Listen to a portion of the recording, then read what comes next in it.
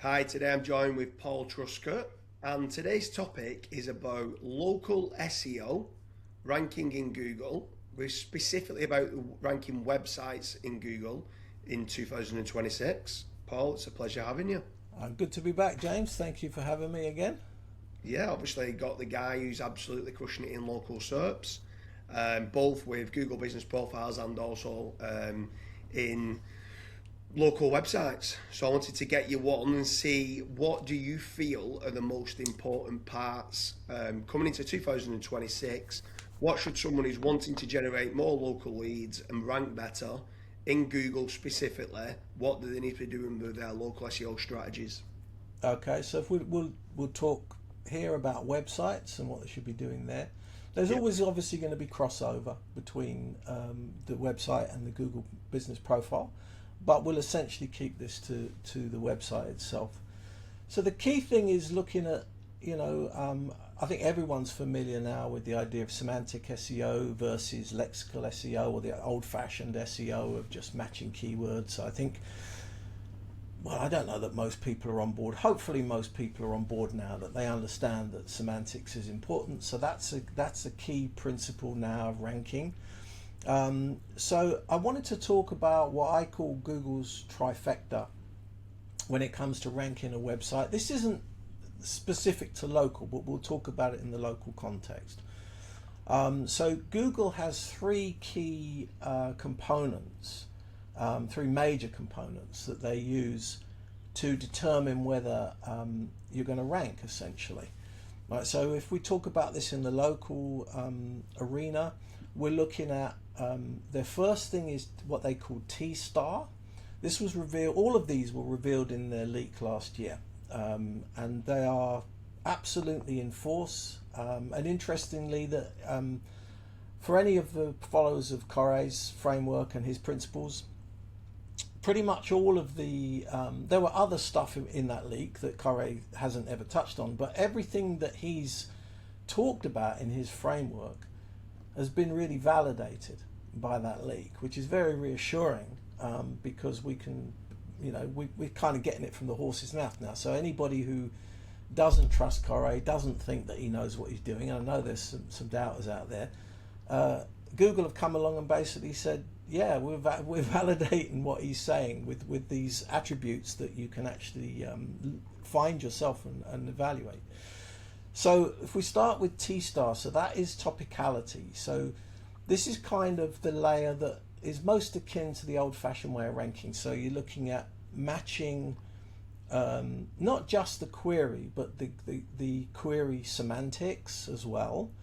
But it's essentially looking at the query that somebody's typed in and whether your page and your site across the board for each query that your pages are trying to actually rank for, whether or not they're doing a good job in that regard from a relevance perspective, from a topicality perspective. And so Google will use that as their first filter to determine, say if you want to rank, for example, let's say, we'll talk about the UK, say you wanted to rank for skip hire in Manchester,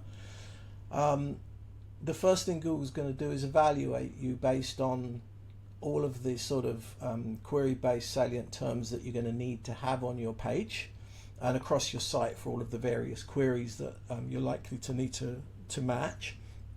Just on that, with Yeah, regards to the topicality. So let's say Skip I in Manchester. yeah. Is this like a very basic level of BM25 type techniques of word base, or is this literally going straight into semantics? There is a semantic layer to it, but there is also a lexical layer. So they're looking at you have to have either the actual keywords or the synonyms. So you have to have a level of broad-based relevance, if you like, that before you're even going to be considered for ranking. All right, so Google's got to look at that and say, okay, these documents that we're being presented with match the query, right, on a surface level, so they're actually relevant enough to be considered. So that's kind of like the first hurdle in the race that you have to get over before you can even compete, is that T-star. And then Google has a layer after that, which is the Q star, which is the quality. So this is where you've got to look at the components of your site. So this is a site-wide score, right? It's kind of a bit akin to the old domain authority that Google used to use, the page rank that Google used to use across the site. But it's a bit different because it factors in semantics now, rather than before it was purely just a link-based metric. You know, how popular based on links is your site, and that was it basically. So now it considers that is still a component. Like if you're in a tough niche, you're going to need links from domains. They really need to have traffic now, those domains. So the source domain needs traffic, and it needs to be from a relevant page linking to another relevant page on your site. So that's still a factor, that still matters. But then they're looking at the overall the overall quality of the site. So that will be things like the anchor text that's coming into your site, for example, and how that is part of the, you know, specifying the topicality and the quality, because it's all kind of they're not confined to their own space, if you like. There's bleed over with all of these concepts. And with regards to the Q, so on the Q star of this, apart on obviously it's to do with quality. Yeah. So you're saying it's to do with the anchor text, it's to do with almost like domain authority and the backlinks. Is topical authority part of this, or is yes. that topicality? Yeah, 100%. It's both. That's what I mean. There is bleed over with it. Yeah. But yeah, the actual quality of the site from a structural perspective. So that's your internal linking, how you're linking those pages together. The site radius, site focus also comes into it. We could talk about that separately. Yeah, talking on that then, like the site radius and the site focus. Yep. Explain a little bit more on that, because for me, I see a lot of people become obsessed with topical authority, and then they seem to just then talk about everything because they think that they need to like have the biggest, most authoritative site from a topical authority point of view. But then I feel like they're losing like almost like topic dilution. Yeah, 100%.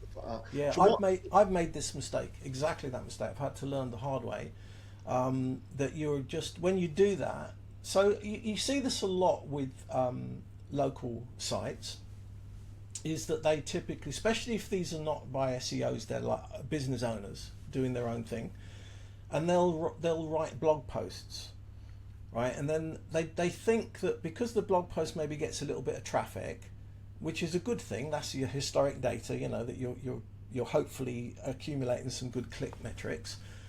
But unfortunately, as often as not, they're writing on topics that are too far removed from the core topic of the site.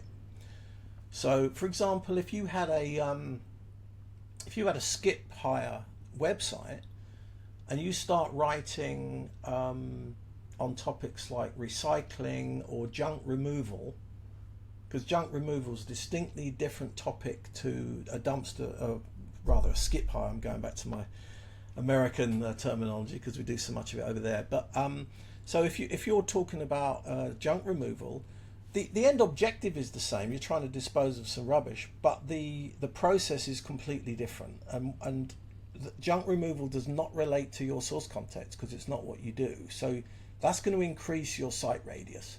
So you think you're on topic, but you're actually not, unless you can tie that back somehow to the skip hire topic.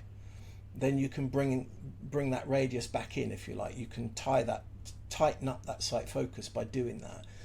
But most people don't think that way. This is what Corey talks about in the micro context, where you tie these topics together with your source context. But most people don't do that, and certainly most local, even SEO, local SEOs don't understand that. So they're typically writing what appear to be on the surface level relevant posts, but they're actually not really. And by doing that, they're just increasing the site radius. So Google, we all know, Google uses math for all this. So they vectorize every page. So they're going to give you an aggregate vector for your whole site. So that's kind of the site, the the site focus. That's the topic of your site, the aggregate vector. And then how much each page deviates, how much the vector of each page deviates from that aggregate vector is what's going to determine your site radius.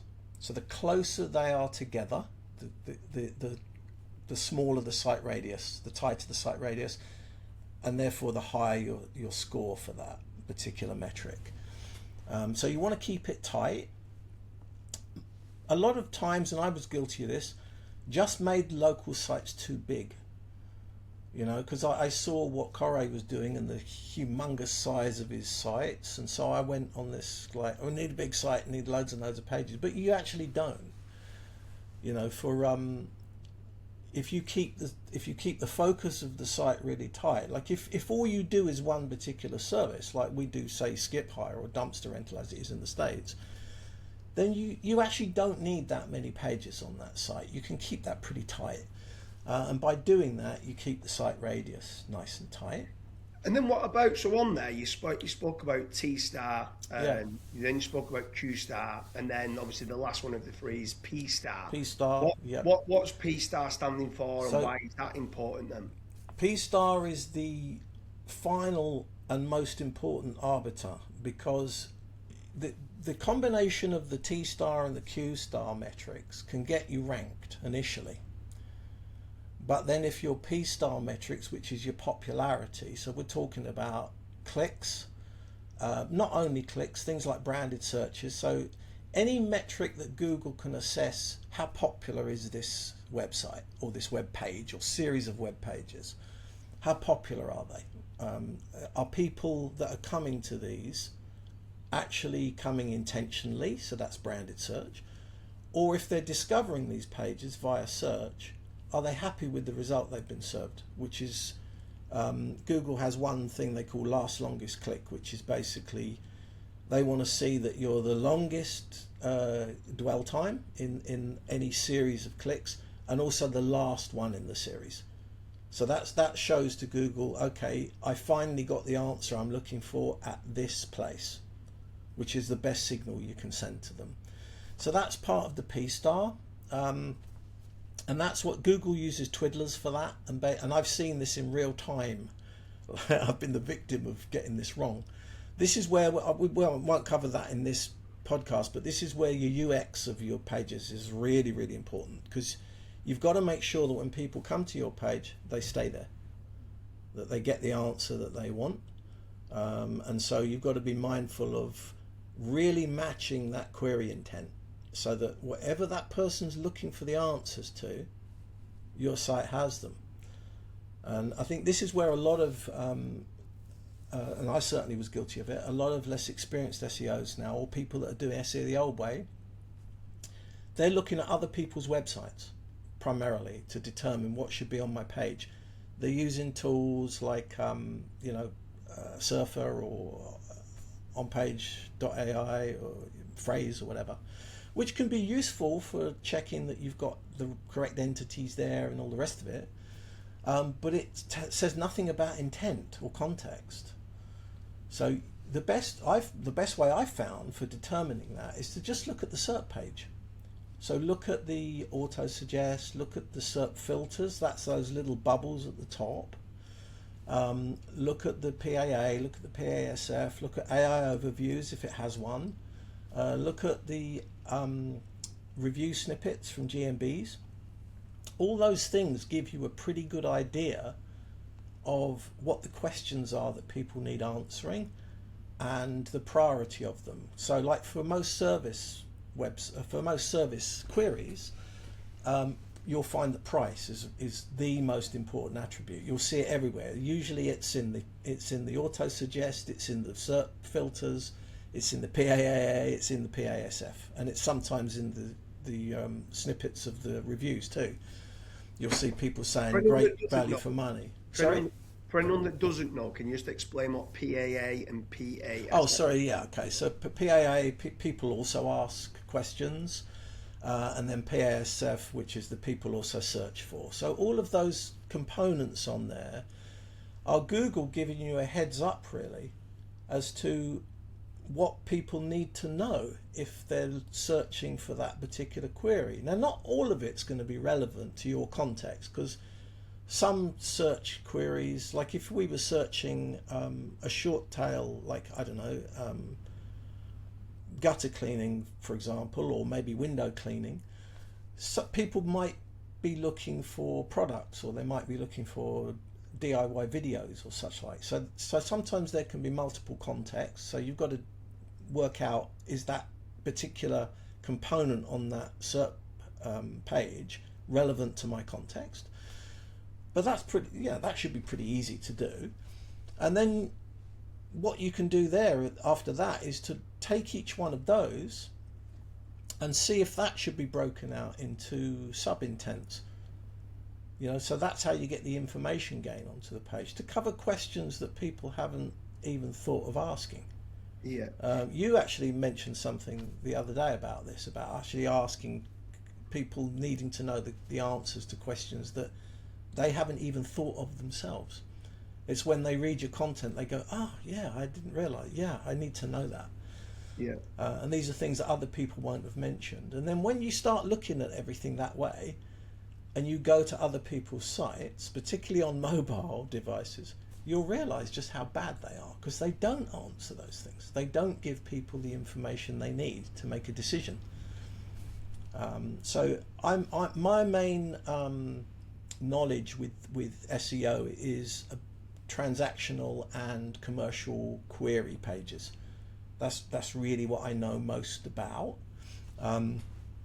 So I've done most of my testing on those, and I guess for anyone doing local SEO, that's going to be mostly what they're interested in trying to optimize for.